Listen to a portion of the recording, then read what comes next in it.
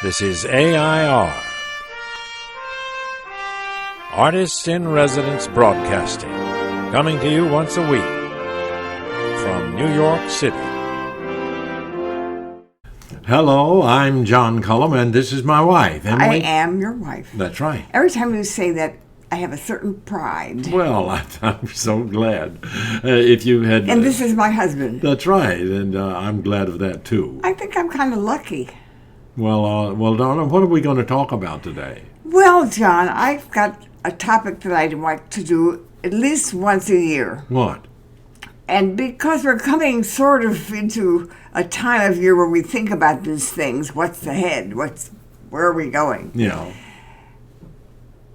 If you could turn back the clock, Right. Where would you turn the clock to? What phase of your life would you like to live again? What phase of life do you remember as a very special phase? If you could be anywhere in terms of time of life, where would you go? Well, that's two different questions. It's easier for me to answer what phase of my life I feel was the most enjoyable and the most productive, or the one that had more influence on me than anything else. As far as going back and reliving it, I'm pretty satisfied with living my life as it exists right today. I want to tell you, I don't want to turn back the clock. Well, that's what I mean, but Okay, so turn back the clock. Okay, let's turn back the clock until I was like in the sixth grade. That was my last year in grammar school.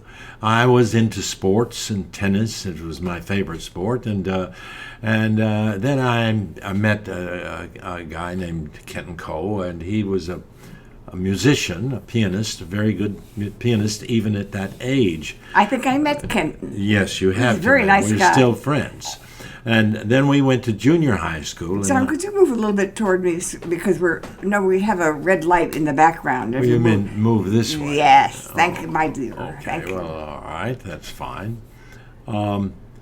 So Kenton, I met. I think I met Kenton. That's right, you did. He's a very well known musician and still writes, and we kept up. We still keep up together and communicate to one Isn't it another. interesting? A very well-known musician. How to get very well known, and you're very well known, and I'm sort of very well known because of my relationship to you. Right. Anyway, go back to Kenton. I'm sorry, just because you said very well known. And of course, in terms of fame, in terms of pop artists, he's not very well known. He's established. He's more classical and that sort of thing. Does church music and does music for documentaries and that sort of thing.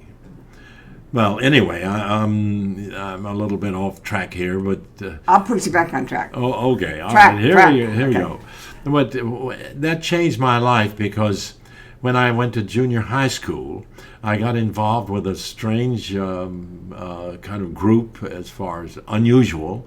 There was a folk dance society by Ethel Capps. She was our gym teacher. Oh, you mentioned her before. Yes, and you love folk dancing.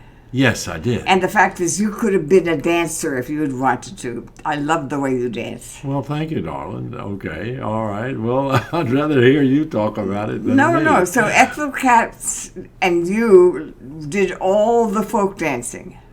Well, it opened up my eyes to a lot of different things, to music and to dance and to drama, because there's drama involved in English country dancing. And then that was the first time that I ever did a real play on a stage. Was in junior high school. What play was it? Well, it was probably I think it had something to do with the name Jane. Jane. Golly, I don't know. I can't remember. I wasn't what it there. was. But what you liked at this time was you had folk dancing and acting and tennis. That was the beginning of all the flowers in your life. Yes, and I was more impressed with all of those different things at that particular time than any other time in my life, and they continued throughout my life as an artist. Okay, we've done it. Okay. We have turned back John's clock, and we know that where he would like to be is folk dancing again and doing that first play. Right. Thank you, John. Okay, Emily. Thank you for asking. And we'll see you next week. This is AI.R. See you next week.